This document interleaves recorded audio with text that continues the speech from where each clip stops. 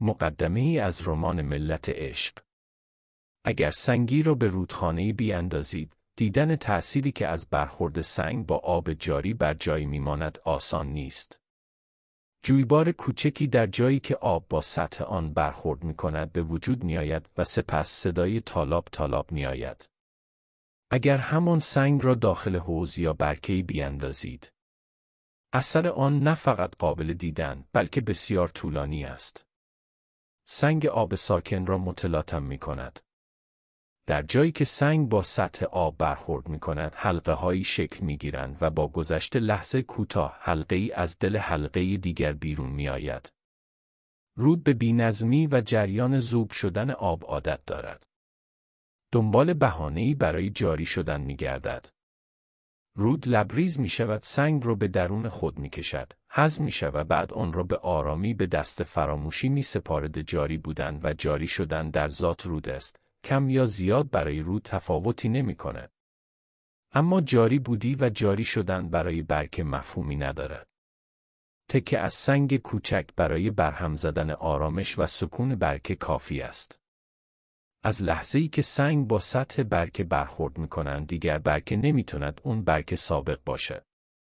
زندگی ایلا روبنشتاین از وقتی که خودش را می‌شناخت، شبیه یک برکه بود.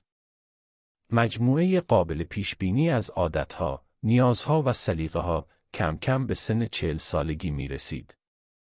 روزهایش در یک مسیر همیشگی جریان داشتند. آنها معمولی، مرتب، یک نواخت و یکسان بودند، خصوصاً در طول 20 سال گذشته. تمام کارهایش را، حتی کارهای کوچک و بی اهمیت را با زندگی زناشوییش هماهنگ کرده بود.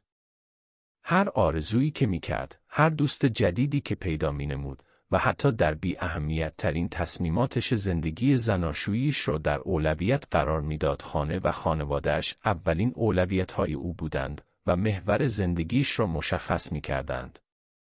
شوهرش دیوید دکتر دندان مشهور بود، در شغل خود کاملاً موفق و ثروتمند بود. رابطه عاطفی عمیقی بینشون برقرار نبود. ایلا این موضوع را به خوبی می‌دانست و درک می‌کرد. اما این را هم می‌دانست که در ازدواج‌هایی مثل ازدواج آنها که سالها دوام می‌آورد، اولویت‌های مهمتری هم وجود دارند: گذشته متقابل، مهربانی، درک، احترام، صبر و البته چیز دیگری هم وجود داشت که از همه موارد در زندگی زناشویی مهمتر بود و اون بخشش بود. البته اگر بخشیدن طرف مقابل از دستتون برمی اومد که باید بیاد هر خطایی که همسرتون مرتکب میشد باید ببخشید. عشق و عاشقی و مثل این چیزها اصلاً اهمیتی ندارد. آنچه که به اون عشق میگن خیلی وقت بود در اولویت‌های ایلا به جای رده اول در رده آخر قرار گرفته بود. از نظر او عشق فقط در فیلم‌ها و داستان‌های خیالی بود. فقط در آنها بود که دختر و پسر تا سرحد مرگ یکدیگر را دوست داشتند. اما زندگی واقعی مثل فیلم و زمان نیست.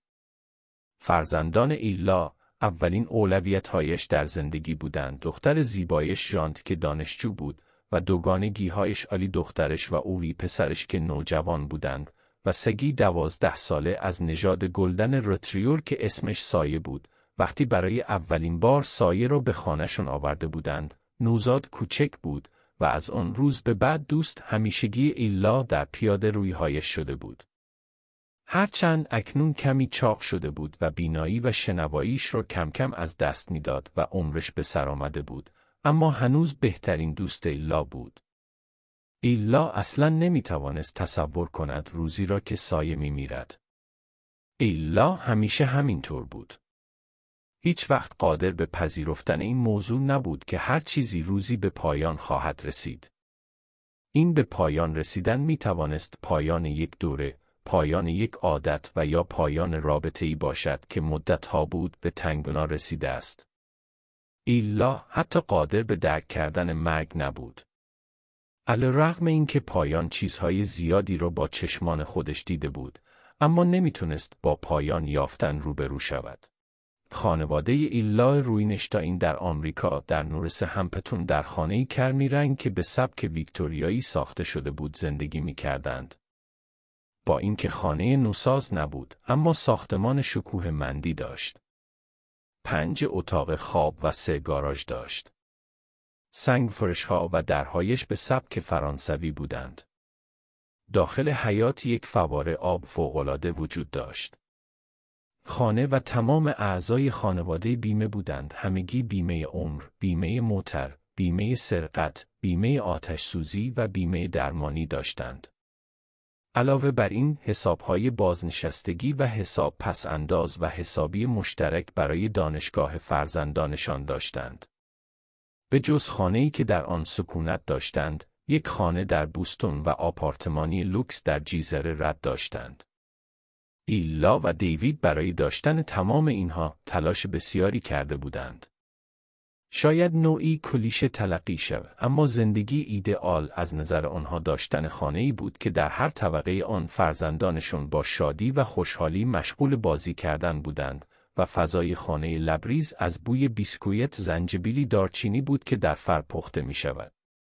زندگی مشترک آنها بر پایه این قاعده آغاز و بنا نهاده شده بود و با گذشت زمان آنها به بیشتر آرزوهایشون رسیده بودند. سال گذشته در روز ولنتاین شوهر ایلا به او یک گردنبند آلماس به شکل قلب هدیه داده بود و همراه با آن هدیه یک بادکنک که یک کارت به شکل خرس بر روی آن چسبانده شده بود به ایلا داد. ایلای عزیزم، همسر آرام، دلسوز، صبور، بخشنده‌ام. از تو سپاسگزارم به خاطر آنکه مرا همونطور که بودم قبول کردی و همسرم شدی، از طرف شوهرت که تا آخر عمر تو رو دوست خواهد داشت. ایلا به هیچ کس، حتی به خود دیوید، نگفته بود که وقتی این نامه را خونده بود چه احساسی کرده بود. احساس کرده بود که آگهی ترحیمش را خوانده است. پیش خودش می گفت: حتما وقتی که بمیرم درباره‌ام اینها را هم اضافه خواهند کرد. همه زندگی ایلا شوهر و بچه‌هایش بود. هیچ قدرت و تجربه‌ای برای جنگیدن با مشکلات و سختی‌های زندگی به تنهایی نداشت. هیچ وقت یاد نگرفته بود در زندگی خطر کند. همیشه محتاط بود. حتی برای تغییر دادن مارک قهوه‌ای که می‌نوشید مدت زمانی طولانی فکر می‌کرد. خجالتی و ترسو بود. شاید به خاطر همین ویژگی‌هایش بود که حتی خودش و دیگران نفهمیدند چطور شد. بعد از 20 سال زندگی مشترک ایلا، روبنشتاین یک روز صبح به همسرش گفت: تصمیم گرفته است که از او جدا شود و خودش را از اسارت زندگی مشترکشون رها کنه و به سفری بره که انتهای اون معلوم نیست. ولی حتما دلیل محکمی برای این کارش داشت: عشق. ایلا عاشق شده بود. اون هم کاملا ناگهانی، اون هم آدمی که اصلا انتظارش را نداشت. آن دو حتی در یک شهر و حتی در یک قاره زندگی نمی کردند. علاوه بر فرسنگ‌ها فاصله از یکدیگر، شخصیت‌هایشون و سبک زندگیشون نیز به اندازه شب و روز با یکدیگر تفاوت داشت. فاصله زیادی بین آنها بود. در شرایط عادی شاید نمی توانستند حتی برای چند ساعت یکدیگر را تحمل کنند. بسیار دور از ذهن بود که آنها عاشق یکدیگر هستند. اما اتفاق افتاد، اونقدر هم سریع اتفاق افتاد که حتی ایلا متوجه نشد چه زمانی این اتفاق افتاد تا خودش را از اون دور کنه.